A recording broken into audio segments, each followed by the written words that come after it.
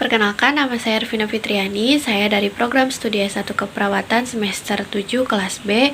Saya adalah mahasiswa Universitas Indonesia Maju.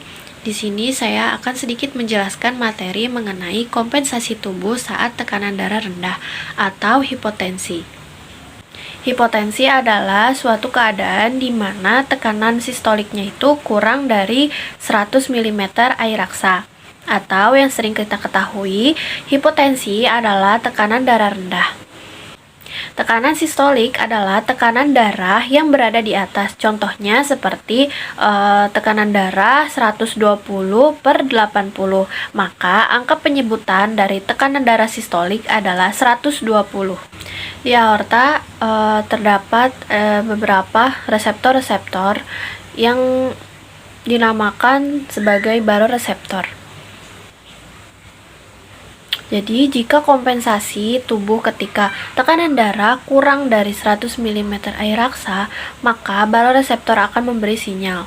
Nah, baroreseptor itu berada di sinus aorta. Baroreseptor adalah suatu sensorik afferent, yaitu sensorik yang memberikan informasi kepada otak yang akan diterjemahkan oleh korteks cerebri. Baroreseptor juga termasuk ke dalam nervus afferent. Dan ini juga merupakan nervus kranial yang di bawah nervus kranial yang ke-10 atau nervus vagus vagal. Lalu di sini ada nucleus tractus solitarius. Pada spinal cord itu ada nucleus tractus solitarius.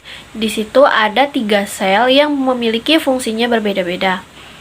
Nucleus tractus solitarius akan memberi informasi kepada cardiac center, vasomotor center, dan cardiac inhibitor center. Cardiac axillary center merupakan suatu reseptor yang sifatnya adalah syaraf simpatik. Lalu yang kedua ada vasomotor center yang merupakan simpatik juga seperti cardiac axillary center.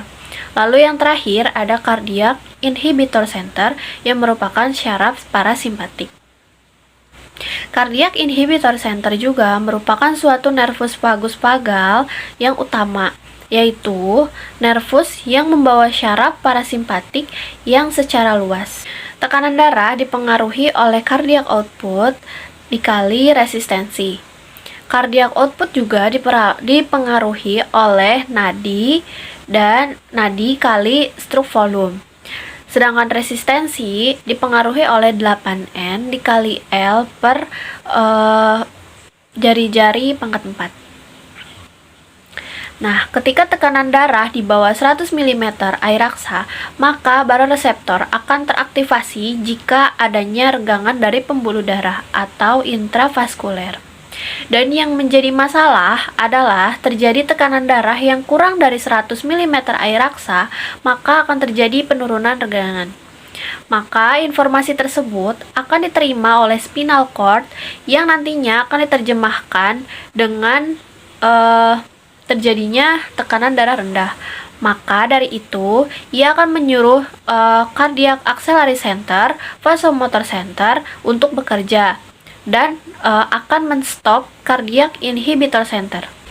Fungsi cardiac axillary center ada 2. Yang pertama, dia akan meningkatkan dari heart rate atau nadi. Dengan meningkatkan heart rate, maka ia akan meningkatkan cardiac output. Dengan meningkatkan cardiac output, maka dapat meningkatkan tekanan darah juga. Lalu yang kedua, dia juga akan meningkatkan vasomotor center yang sifatnya adalah vasokontriksi dari pembuluh darah. Kenapa vasokontriksi pembuluh darah itu sangat penting? Karena vasokontriksi pembuluh darah itu ada hubungannya dengan radioinstrumen, berarti hubungan dengan diameter. Vasokontriksi itu diameternya awalnya besar menjadi kecil. Ketika semakin kecil radius, maka resisten akan semakin meningkat. Ketika resisten semakin meningkat, maka tekanan darah akan tinggi juga. Antara torakal 1-5 ada yang namanya ganglion atau praganglion chain, ganglion cervical cord. Dari cardiac center akan memberikan sinyal kepada praganglion. Lalu dari praganglion di cervical cord kemudian akan keluar dan memberikan perintah selanjutnya atau postganglion chain. Informasinya akan diberikan ke ESA node. Kedua di alveol node. ESA node ini terletak di bagian superior posterior dari atrium kanan. Sedangkan alveol node terletak di antara septum interatrium tapi masih di area atrium kanan. Letaknya dekat dengan batas antara atrium kanan dengan ventrikel kanan. Apa yang dikerjakan? Nah, yang dikerjakan itu ketika cardiac center atau syaraf simpatis tersebut bekerja pada alveol node dan ESA node. ESA node dan alveol node memiliki reseptor beta adrenergic 1 reseptor. Beta 1 adrenergic reseptor berikatan dengan satu hormon atau suatu neurotransmitter adalah norepinefrin. Apa yang terjadi jika norepinefrin berikatan dengan B1 adrenergic 1? Dia akan menstimulasi namanya G-stimulation atau GA, GDP, GTP nanti akan merangsang adenylet siklase. Adenylet siklase akan terangsang sehingga adenylet siklase akan berubah menjadi ATP sehingga terjadinya siklik AMP. Siklik AMP merangsang protein kinase A sehingga gerbang kalsium sehingga akan masuk ke gerbang kalsium.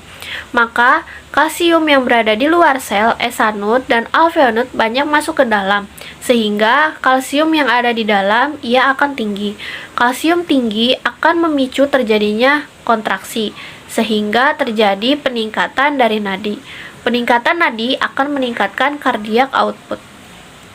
Reseptor B1 adrenergic 1 reseptor dan juga terangsang oleh hormon norepinefrin sehingga terjadinya stimulasi dari GA.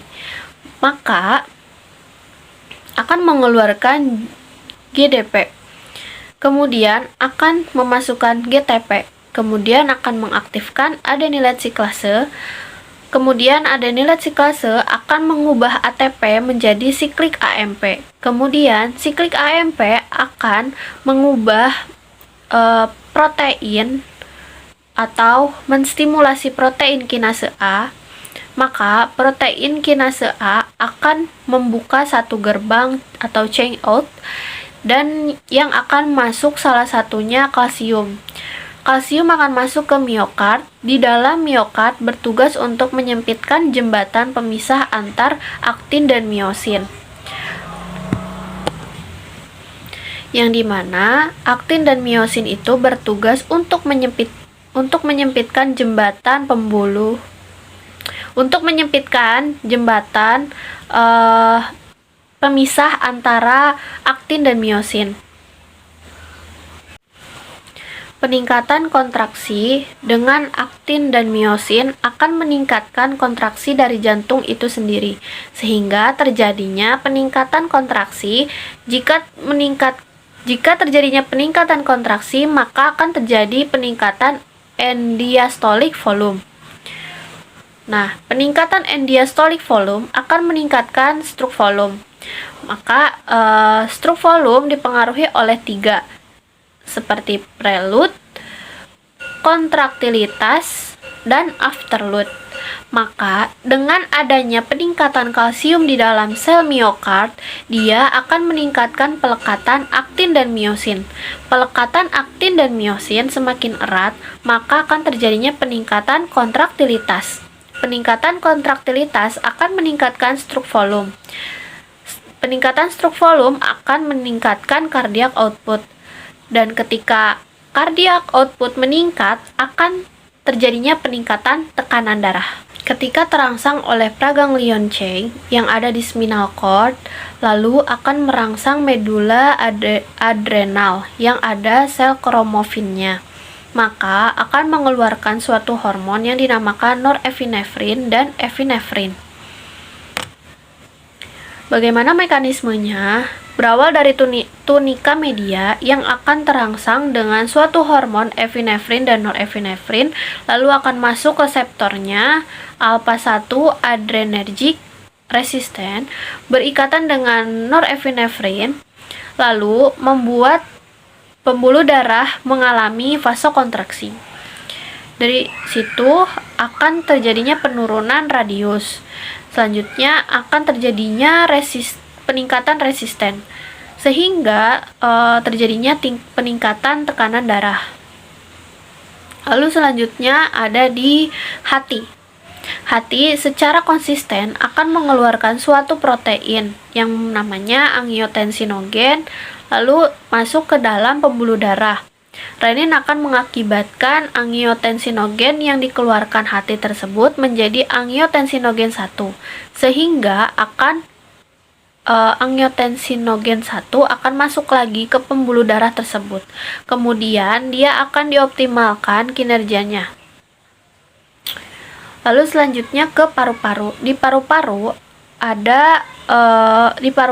akan dibagi menjadi angiotensin 2 oleh angiotensi converting enzim.